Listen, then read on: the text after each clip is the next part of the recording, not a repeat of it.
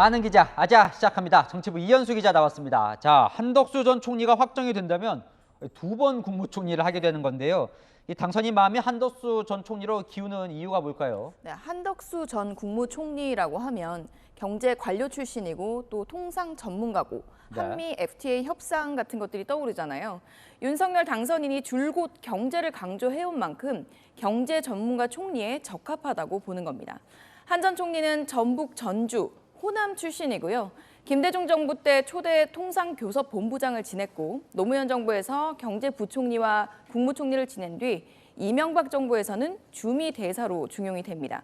경제관료 출신에 미국통으로 불리면서 외교적 식견까지 갖춰서 경제의 안보까지 챙길 수 있다고 평가를 받습니다. 또 진보와 보수 진영을 넘나들면서 요직을 맡았다는 점도 특징인데요. 특정 진영의 사람이란 이미지가 약하고 노무현 정부 때 총리 청문회를 통과한 적이 있는 만큼 민주당이 거대 야당인 상황에서 청문회 통과에도 유리할 것으로 보고 있습니다. 실제로 한 전 총리의 경우에는 지난 대선 당시에 이재명 민주당 후보 측 캠프에서도 영입을 시도했을 만큼 내부적으로 큰 흠이 없다라는 평가를 받고 있습니다. 저는 이게 궁금하던데요. 그래서 당선인과도 원래 좀 인연이 있던 사이입니까? 네, 제가 찾아보니까 최근에 이제 공개적인 장소에서 조우를 한 모습은 지난달 대선 후보 당시 때 재경 전북 도민 행사 때였습니다.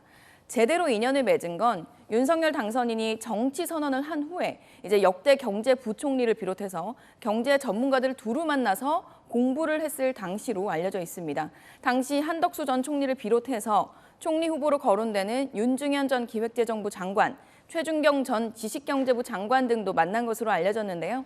최근 윤 당선인이 가장 자주 언급하는 이름이 한덕수 전 총리라고 하고요. 실제로 한 전 총리는 인수위원장으로도 거론이 됐었습니다. 안철수 위원장과 경합을 벌였던 인물로 윤 당선인이 상당히 신임하는 것으로 전해집니다. 이현수 기자가 오늘 한덕수 전 총리와 직접 통화를 해봤다면서요? 네, 오늘 오전에 해봤는데요. 한 전 총리 상당히 조심스러워하고 말을 많이 아꼈습니다. 그래도 총리 하마평에 오르는 데 대해서 부인하지 않았고 다소 적극적이라는 인상도 받았습니다. 인사청문 검증에 동의했는지를 물었는데 답하기 곤란해했고요. 최근 당선인과의 연락하거나 만난 적 있느냐 이런 질문에는 없다고 했지만 당선인과의 친분을 물으니 적절할 때 말씀드릴 수 있을 것 같다. 자주 만나거나 그런 건 아니고 안면은 있다라고 말을 했습니다. 물론 뭐 한 전 총리가 이제 유력한 걸로 취재는 됐지만 아직 발표난 건 아니니까요. 네. 다른 후보군은 누가 있습니까? 네, 당선인이 가지고 있는 선택지를 보면 경제 전문가가 1순위입니다. 한덕수 전 국무총리와 윤중현 전 기획재정부 장관, 최준경 전 지식경제부 장관이 있고요. 또 대선 때 함께했던 김한길, 박주선 전 의원도 거론이 됩니다. 여기서 이제 시청자 질문이 들어와 있는데요. 이런 인물들 중에 새로운 인물이 안 보인다 이런 지적이 있어요. 네, 윤석열 당선인은 소위 깜짝 인사라고 부르는데요. 스토리가 있거나 또 예상치 못한 인물을 기용하는 이런 방식을 선호하지 않는다고 합니다. 일을 가장 잘할 수 있는 사람을 쓰는 데 집중하고요. 특히 윤석열 정부 첫 총리는 여소야대 국회 인준을 통과해야 일을 할 수 있다는 것도 이렇게 안정감 있는 인사들이 주로 거론되는 이유입니다. 근데 김은혜 이제 당선인 대변인은 그동안 이 총리 후보 발표 시기로 4월 초를 이야기하고 있었는데 이게 좀 빨라지나 보죠? 네, 어제 김은혜 대변인이 언급한 것부터 들어보겠습니다. 4월 1일 만우절에는 인사 발표를 안 하는 것으로 알고 있습니다. 그래서 4월 1일을 넘길 가능성도 적지 않을 것 같긴 하지만요. 네, 그런데 오늘 총리 후보로 꼽혀왔던 안철수 인수위원장이 공식적으로 총리를 고사하면서 거취를 정리를 했잖아요. 네. 당선인이 고려해야 할 요소가 사라졌고 나머지 후보자들에 대해선 이미 검증이 진행되고 있었던 만큼 속도가 붙은 것으로 보이고요. 또 날짜를 한번 따져보면요.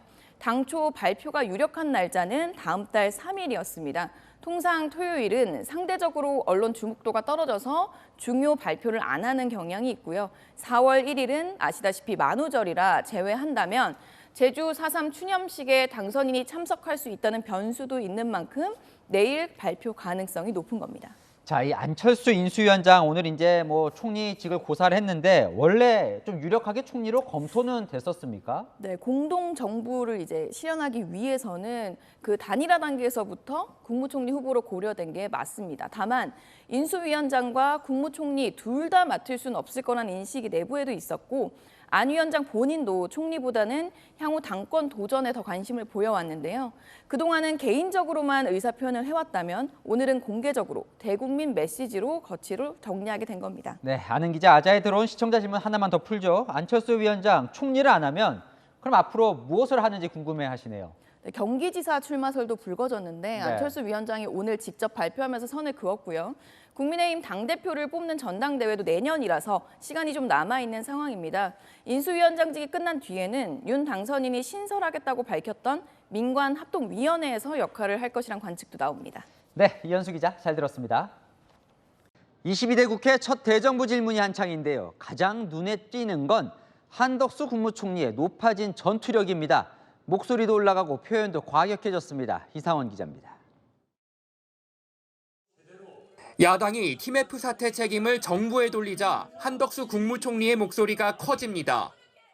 피눈물 흘리는 이 사람들 어떻게든 정부가 좀 책임져야 하겠죠. 공동 책임이라는 게 얼마나 무시무시한 책임인데 의원님은 아무렇지도 않게 말씀하십니까? 공동 책임이 되면 그거는 같이 물어내야 되는 거잖아요. 그런 건 아니지 않습니까? 일부라도 책임이 있어요. 자, 첫째. 아니 일부가 도대체 5분의 1인지 6분의 1인지 저는 그건 모르겠습니다만. 피해 상인들에게 정부가 제공하는 지원 대출이 높다고 지적하자 최선이라고 맞봤습니다. 네. 금리 이렇게 높게 받을 겁니까? 아니 지금 충분히 낮췄다고 생각합니다. 어떻게 해요? 지금 아니 도대체 보통 금리보다 2%씩 낮춰가지고 하는데 그게 아무것도 아니다. 2%씩 아니 그러면은 5.5 의원님은 도대체 몇 퍼센트로 해야 만족하시겠습니까? 정부는 최선을 다하고 있는 겁니다. 총리님처럼 그렇게 하게 되면 자영업자 다 죽습니다. 죽지 않습니다. 어제 대정부 질문에서는 친일 공세에 손가락질을 하며 맞섰습니다. 대한민국 총리 맞습니까? 네, 대한민국 총리입니다. 독도는 우리 땅이라고 한 적 있습니까? 아니라고 한 적 우리 있습니까? 땅이라고 한 적 있어요? 아니, 없잖아요. 지금 의원님이 맨날 문제를 만들고 있는 거예요, 지금 아니에요. 정부 고위 관계자는 정확한 숫자로 야당의 가짜뉴스와 거짓 선동을 깨겠다는 총리의 의지가 강하다고 말했습니다. 반면 민주당 중진 의원은 윤 대통령이 야당을 어떻게 생각하는지 여실히 보여주는 것이라고 지적했습니다. 채널A 뉴스 이상원입니다.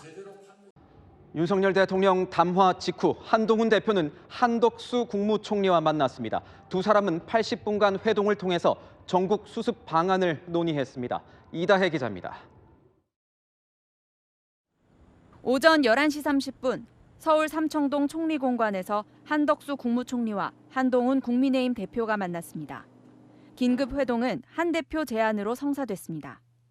윤석열 대통령이 전국 안정을 당에 일임한다고 발표한 직후 곧바로 한 총리를 만나며 민생을 챙기는 모습을 보여준 겁니다. 80분가량 진행된 회동에서는 민생 경제와 국정 안정 방안을 집중적으로 논의했습니다. 특히 한 대표는 한 총리에게 비상계엄 사태로 실추된 국가 대외 신인도를 회복하는 데 힘써달라고 당부한 걸로 전해집니다. 민생 경제와 국정 상황에 대해서 총리께서 더 세심하고 안정되게 챙겨 주셔서 국민들을 불안하지 않게 해주십사 하는 말씀을 서로 나눴고요. 한 총리도 당과 긴밀하게 소통하며 민생 경제를 잘 챙기겠다고 화답했습니다.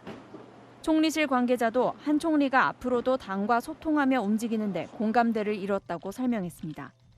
또 다른 관계자는 채널A에 경제부총리를 중심으로 해외 투자자 이탈 등 경제 상황이 악화되는 것을 막는데 당분간 주력할 것이라고 설명했습니다. 윤 대통령이 이전과 같은 직무를 수행하기 어려운 만큼 당분간 한 총리가 국정 전반을 챙기면서 한 대표와 수시로 소통해 전국 수습책을 마련할 거란 관측입니다. 채널A 뉴스 이다혜입니다. 오늘 국회 현안 질의에 나온 한덕수 국무총리에게는 선관위 관련 질문이 쏟아졌습니다. 선거 시스템이 엉터리다라고 했던 윤 대통령의 담화 때문이었는데요. 한 총리는 동의하지 않는다고 분명히 했습니다. 문예빈 기자입니다. 한덕수 국무총리가 오늘 열린 긴급 현안 질의에서 윤석열 대통령이 대국민 담화에서 제기한 부정선거 의혹에 동의하지 않는다고 밝혔습니다. 총리, 지난 총선이 부정선거입니까? 저는 그렇게 생각하지 않습니다. 그렇게 생각. 전날 윤 대통령의 담화를 정면으로 반박한 겁니다. 민주주의의 핵심인 선거를 관리하는 전산 시스템이 이렇게 엉터리인데 어떻게 국민들이 선거 결과를 신뢰할 수 있겠습니까? 윤 대통령이 제기한 부정선거 의혹은 그동안 극우 유튜버들이 꾸준히 제기해오던 선거 시스템 해킹 의혹과 유사합니다.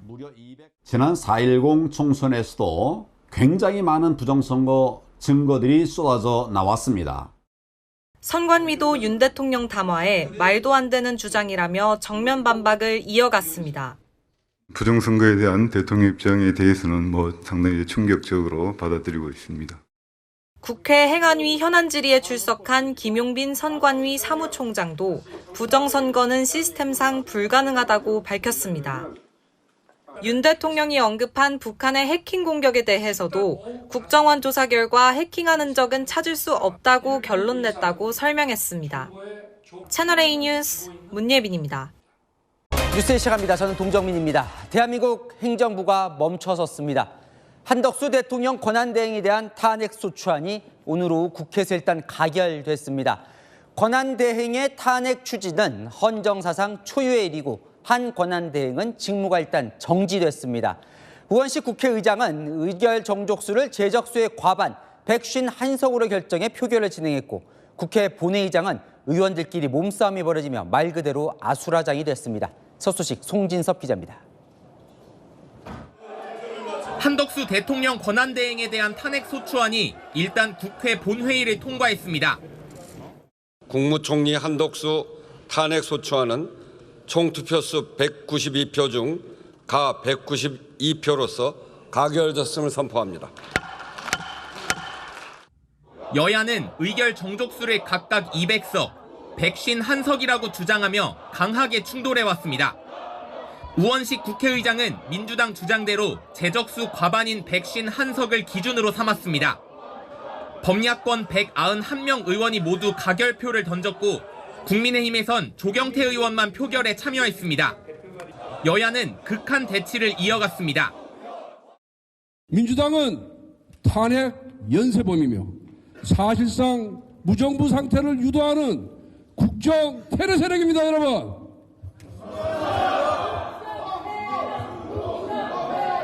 내라는 미친 짓입니다.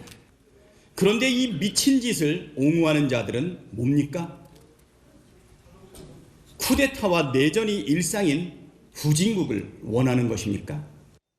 한 총리가 직무 정지 상태에 들어가면서 최상목 경제부총리 겸 기획재정부 장관이 대통령 권한대행을 맡게 됐습니다.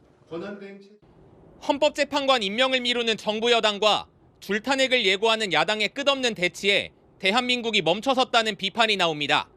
국내 정치의 불확실성이 경제, 외교 리스크로 확대되고 있습니다. 채널A 뉴스 송진섭입니다. 뉴스의 시간입니다. 저는 동정민입니다. 헌정사상 처음 있었던 대통령 권한대행 탄핵 심판 결론은 기각이었습니다. 한덕수 국무총리가 87일 만에 대통령 권한대행 직무에 복귀했습니다. 헌법재판소는 한 총리 탄핵안에 대해 기각 5명, 각하 2명, 인용 1명으로 기각 결정 내렸습니다. 만장일치 결정은 아니었죠. 자, 핵심 사안이죠. 오늘 선고가 대통령 탄핵 선고에 미칠 영향. 저희가 시청자분들이 이해하기 쉽게 하나하나 짚어드리겠습니다. 특집 뉴스A 헌재 판결부터 유준 기자가 문을 엽니다. 주문 이 사건 심판 청구를 기각한다. 헌법재판소가 한덕수 국무총리에 대한 탄핵 심판 청구를 기각했습니다. 직무 복귀 결정을 내린 겁니다. 8인의 재판관 의견은 기각 5명, 각하 2명, 인용 1명으로 갈렸는데 인용 의견이 6명에 못 미쳐 기각으로 결론났습니다. 헌재는 한덕수 국무총리의 5가지 탄핵 사유 모두 탄핵 인용 사유로 보기 어렵다고 판단했습니다. 또 국무총리가 대통령 권한을 대행하는 상황에서 파면 결정은 국가적 손실을 초래할 가능성이 매우 크다고 밝혔습니다. 대통령 권한대행을 파면할지는 일반 국무위원보다 더 신중하게 고려해야 한다고 본 겁니다. 헌재가 대통령 권한대행 탄핵 여부를 판단한 건 헌정사상 처음 있는 일입니다. 윤석열 정부 초대 국무총리인 한덕수 총리는 지난해 12월 14일 윤 대통령 탄핵안이 국회에서 통과되면서 대통령 권한대행이 됐습니다. 하지만 13일 만에 한 총리 탄핵안도 통과돼 최상목 경제부총리가 한 총리를 대신해 대통령 권한대행직을 수행했습니다. 오늘 헌재의 기각 결정에 따라 한 총리는 즉각 대통령 권한대행 직무에 복귀했습니다. 채널A 뉴스 유주은입니다. 한덕수 대통령 권한대행과 트럼프 미 대통령과의 통화에 관심이 쏠리고 있습니다. 트럼프 대통령이 한 대행에게 대선 출마하냐고 질문을 했다는데요. 실제로 트럼프 대통령의 참모들이 이 한 권한대행을 유력 대선 후보로 소개한 것이 이 통화 성사에 주요했다고 합니다. 정성원 기자의 단독 보도입니다. 한덕수 대통령 권한대행과의 통화 뒤 그레이트 콜, 즉 훌륭한 통화라며 만족감을 나타낸 도널드 트럼프 미국 대통령. 통화 전후 상황을 잘 아는 정부 소식통에 따르면 트럼프 대통령은 참모들로부터 한 대행을 유력한 대선 후보라고 소개받은 것으로 전해집니다. 실제 통화에서도 트럼프 대통령은 대선에 출마할 것인지 물은 것으로 알려졌습니다. 한 대행은 여러 요구가 있어 고민 중이라며 결정한 건 없다는 취지로 답한 것으로 전해집니다. 한 권한대행이 트럼프 대통령의 3대 관심 분야를 먼저 언급하고 통화 후반부에는 영어로도 대화를 이어가자 분위기가 좋았다는 후문입니다. 트럼프 대통령은 한국 선박을 많이 구입하겠다, LNG 개발을 함께 해보자고 말한 걸로 알려졌습니다. 총리실 관계자는 트럼프 대통령이 특히 조선업 협력 강화에 대해 확실한 의사를 표현했다고 설명했습니다. 출마 러브콜은 더 거세지고 있지만 한 대행은 현안 대응만 집중하고 있습니다. 앞으로 90일 동안의 모든 협상에 진전을 보여서 이러한 관세의 부담으로부터 벗어나도록. 총리실 고위 관계자는 정치권에서 직원들에게도 출마를 설득해달라는 전화가 온다고 말했습니다. 채널A 뉴스 정성원입니다. 뉴스 시작합니다. 저는 동정민입니다. 대선판이 다시 요동치고 있습니다. 이재명 민주당 대선 후보 관련된 대법원의 파기환송, 오늘 한덕수 전 국무총리의 대선 출마 선언, 그리고 내일 국민의힘 대선 최종 후보가 결정이 되죠. 한 전 총리는 오늘 출마 선언을 하면서 대통령이 되면 임기 3년만 하겠다고 했습니다. 임기 첫날 직속으로 개헌 지원 기구를 만들어 3년 뒤에 총선과 대선을 함께 치르겠다는 겁니다. 한덕수 정부가 아닌 여러분의 정부를 만들겠다며 좌나우가 아닌 앞으로 나가겠다, 대한민국의 다음 시대를 여는 디딤돌이 되겠다고 했습니다. 첫 소식 백승현 기자입니다. 사랑하는 대한민국의 미래를 위해, 우리 모두를 위해 제가 할 수 있는 일을 찾기로 마음먹었습니다. 한덕수 전 국무총리가 21대 대선 출마를 선언했습니다. 권한대행직에서 물러난 지 하루 만입니다. 한 전 총리는 다음 시대를 여는 디딤돌이 되겠다며 임기 단축을 전제로 한 분권형 개헌을 제1공약으로 내세웠습니다. 취임 첫날 개헌 지원기구를 만들어 취임 첫해 개헌안을 마련하고 2년 차에 개헌 완료, 3년 뒤 총선과 대선을 동시에 치르고 물러나겠다는 겁니다. 대통령과 국회가 힘을 나누어 갖고 협치를 제도화하는 게 개헌의 방향이라고 했습니다. 권력을 목표로 살아온 정치인은 개헌에 착수할 수도 개헌을 완수할 수도 없습니다. 공직 외길을 걸어온 제가 신속한 개헌으로 우리 헌정 질서를 새로운 반석 위에 올려놓겠습니다. 자신은 1인당 국민소득이 100달러가 채 안 될 때 태어나 3만 달러 시대를 국민의 일꾼으로 살았다며 오직 국리민복을 위해 일하고 또 일하겠다고 했습니다. 본인이 꿈꾸는 새로운 정부를 여러분의 정부라고 불렀습니다. 새로운 정부는 한덕수 정부가 아닙니다. 바로 여러분의 정부입니다. 좌나 우가 아니라 앞으로 나아갈 사람이며 약속을 지킨 뒤 즉시 물러날 사람입니다. 채널A 뉴스 백승현입니다. 한덕수 전 국무총리는 첫 민생 행성지로 서울 쪽방촌을 찾았습니다. 오후에는 광주 5.18 민주묘지를 찾았습니다. 약자와 호남 통합 행보로 보이는데 시민단체 반대에 발길을 돌려야 했습니다. 최재원 기자입니다. 하얀색 점퍼로 갈아입은 한덕수 전 국무총리는 곧바로 서울 쪽방촌을 찾았습니다. 오세훈 서울시장과 동행했습니다. 태어나서 또 제일 많이 했습니다. 2년 전 오 시장과 협력해 청소 근로자들이 주로 이용하는 새벽버스 시간을 앞당긴이라도 소개했습니다.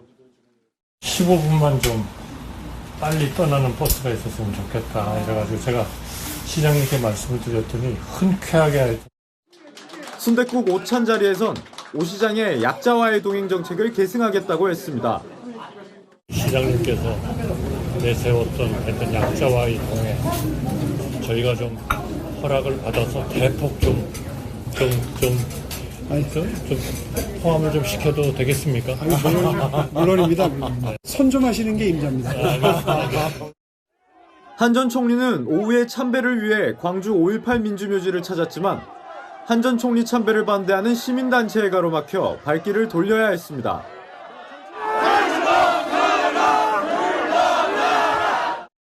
여러분, 우리 통합되어야 합니다. 저도 고난 사람입니다. 서로를 사랑해야 됩니다. 사랑해야 됩니다. 한 전 총리는 전북 전주 출신입니다. 한 전 총리는 출마 선언 후 국립현충원을 찾아 오직 앞으로 나갈 수 있도록 전력을 다하겠다고 방명록에 썼습니다. 채널A 뉴스 최재원입니다. 한덕수 예비후보는 오늘 새벽 국민의힘에 입당했습니다. 처음으로 붉은색 넥타이를 맨 한덕수 예비후보는 승리를 위해선 김덕수, 홍덕수를 포함해서 그 어떤 덕수라도 되겠다고 했습니다. 선거에서 이겨서 국민들을 꽃가마에 태우고 싶다고도 했습니다. 배정현 기자가 보도합니다. 한덕수 국민의힘 대선 예비후보가 오늘 새벽 국민의힘에 입당했습니다. 한 후보는 국민의힘의 상징인 붉은색 넥타이를 메고 후보 재선출 절차를 둘러싼 혼란에 대해 사과했습니다. 지금 벌어진 일에 대하여 국민들께, 당원들께 정말로 죄송하다는 말씀을 드립니다.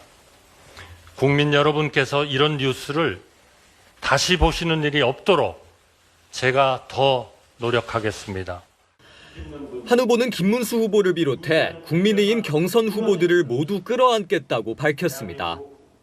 김문수 후보님과 지지자분들 그리고 다른 여러 후보자님들도 마음고생 많으실 줄 압니다. 승리를 향한 충정은 모두 같다고 생각합니다. 끌어안겠습니다. 모시고 받들겠습니다. 이기기 위해 어떤 덕수라도 되겠다고 언급하며 모두가 힘을 모아줄 것을 당부했습니다. 이기기 위해서라면 김덕수, 홍덕수, 안덕수, 나덕수 그 어떤 덕수라도 되겠습니다. 우리 국민을 세상에서 제일 큰 꽃가마에 태우고 번영하는 미래로 나아가고 싶습니다. 한 후보는 입당 직후 당원들에게 어느 날 갑자기 외부에서 온 용병이 아니라며 지난 3년간 야당의 폭주에 맞서 싸워온 동지라고 자신을 소개했습니다. 국민의힘 의원들은 가장 든든한 정책 파트너이자 지원군이었다며 오늘부로 서로에게 더 이상 파트너나 지원군이 아닌 식구라고 강조했습니다. 채널A 뉴스 배정현입니다. 김문수 후보와 이 단일화 협상으로 진통을 겪었던 한덕수 전 국무총리는 김 후보를 만나서 포옹을 하며 이 단합된 분위기를 연출했습니다. 이번 결과에 승복한 한 전 총리는 똘똘 뭉쳐서 대선에서 승리하자며 자신도 할 수 있는 일을 하겠다고 했습니다. 최재원 기자가 취재했습니다. 한덕수 전 총리가 두 팔을 벌려 김문수 후보를 끌어안습니다. 대선 도전을 접은 뒤 곧바로 김 후보를 예방하러 온 겁니다.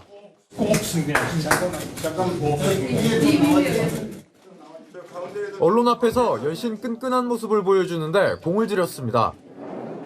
우리 한번 더 할게요. 네, 정말 감사합니다. 한 전 총리는 이번 선거가 국가의 위기를 구하는 일이라며 똘똘 뭉쳐야 한다는 점을 강조했습니다.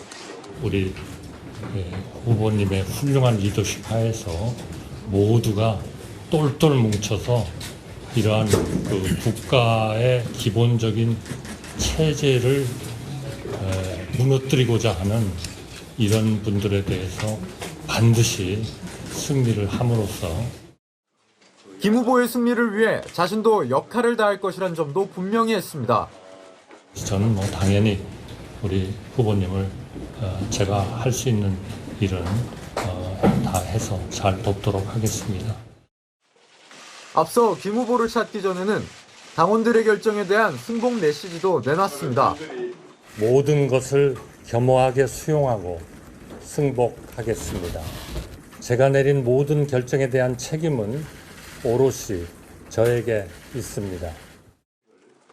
한 전 총리는 오늘 캠프 실무진들과 함께 점심 식사를 하며 소회를 밝혔는데 최고의 팀과 함께해서 모든 순간이 행복했다라는 말을 남긴 것으로 알려졌습니다. 채널A 뉴스 최재현입니다. 계엄 당시 국무회의 때 반대한 국무위원, 특검은 2명뿐이었다고 보고 있습니다. 특검은 그 2명에 한덕수 전 총리는 포함되지 않는다고 주장했습니다. 반대를 안 했다는 건데 한 전 총리는 지금도 당시 반대했다고 말하고 있거든요. 잠시 후 한 전 총리의 구속 여부를 결정한 재판부는 어떻게 볼까요? 취재기자 연결해 보겠습니다. 자, 송정현 기자, 구속 갈림길에 선 한 전 총리는 지금 어디에 있습니까? 네, 한덕수 전 총리는 오후 5시쯤 구속영장 심사를 마치고 서울구치소에서 대기하고 있습니다. 영장 심사 결과는 이르면 오늘 밤 나올 전망입니다. 계엄 정당화하기 위해서 국무위원들 부르신 겁니까? 선포문을 왜 안 받았다고 하신 건가요? 오늘 영장 심사에선 한 전 총리의 비상계엄 반대 여부가 쟁점이었습니다. 오늘 특검팀은 지난해 12월 3일 비상계엄 국무회의에서 한 전 총리가 계엄에 반대하지 않았다고 강조했습니다. 회의 참석자 11명 중 국무위원 2명만 반대했고 한 전 총리는 여기에 포함되지 않는다고 주장한 건데요. 한 전 총리 측은 국무회의는 윤석열 전 대통령이 주재했고 자신은 증거 인멸이나 도주 우려가 없다고 반박했습니다. 앞서 한 전 총리는 계엄 선포문을 받은 적이 없다고 했는데 진술을 바꾼 게 증거인멸 정황으로 인정될지가 영장 발부의 최대 변수라는 관측도 나옵니다. 지금까지 서울중앙지법에서 전해드렸습니다. 같은 시각 한덕수 전 국무총리 재판도 열렸습니다.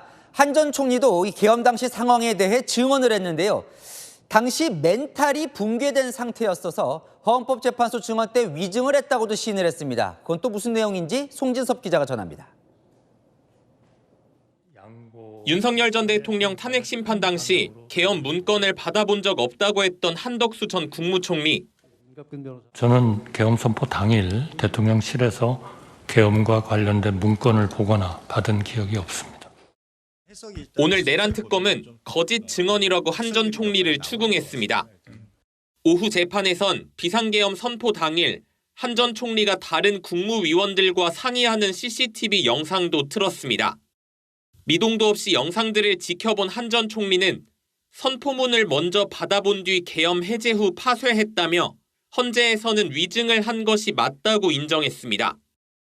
대외 신인도에 미칠 악영향 등을 이유로 비상계엄을 반대했다면서도 멘탈이 붕괴된 상태라 당시 상황을 제대로 기억하지 못한다고 주장했습니다. 재판부는 모레 검찰의 구형을 듣고 내년 1월 한 전 총리의 내란 방조 혐의 등에 대해 선고할 계획입니다. 채널A 뉴스 송진섭입니다.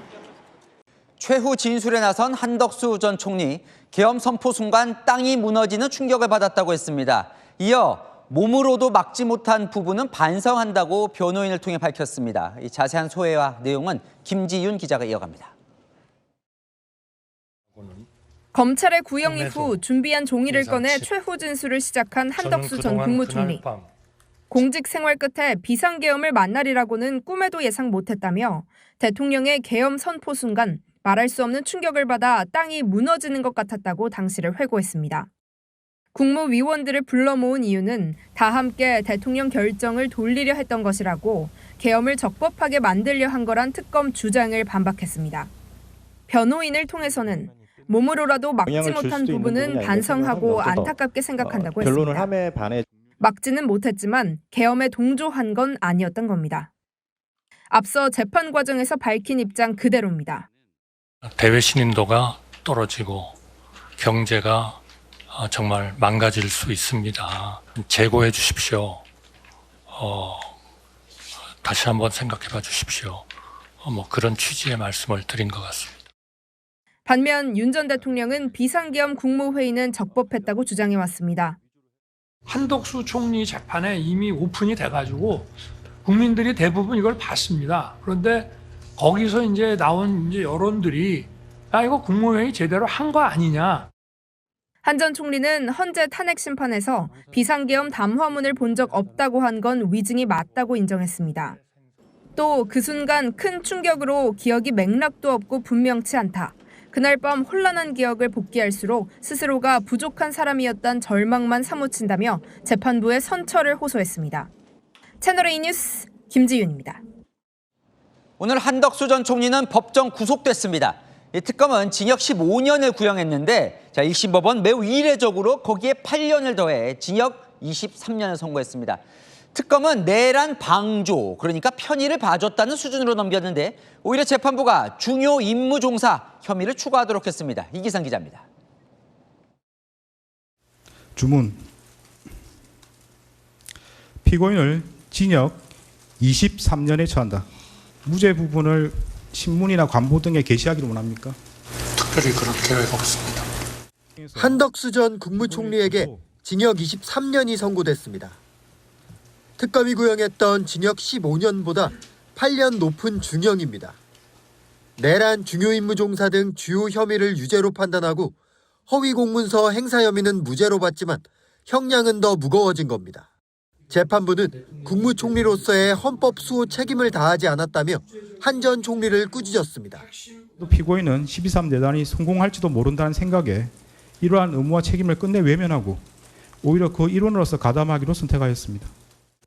한 전 총리 측이 건강 상태 등을 들어 불구속 재판 유지를 요청했지만 증거인멸 우려를 들어 법정 구속시켰습니다. 재판부는 비상계엄 선포 이후 한 전 총리 행적도 비판했습니다. 자신의 안위를 위해 사후계엄 선포문을 만드는 데 관여했고 아무런 기억이 안 난다며 책임을 회피했다는 겁니다. 한 전 총리는 앞선 재판에서 헌법재판소 등에서의 위증 혐의를 인정했습니다. 제가 부족한 사람이었다는 절망감이 사무칠 따름입니다. 저는 그 괴로움을 죽는 날까지 지고 가야 할 사람이라고 생각합니다. 하지만 재판부는 범죄 사실이 탄로날 것으로 보이자 사과했다며 사과의 진정성을 인정하기 어렵다고 지적했습니다. 채널A 뉴스 이기상입니다.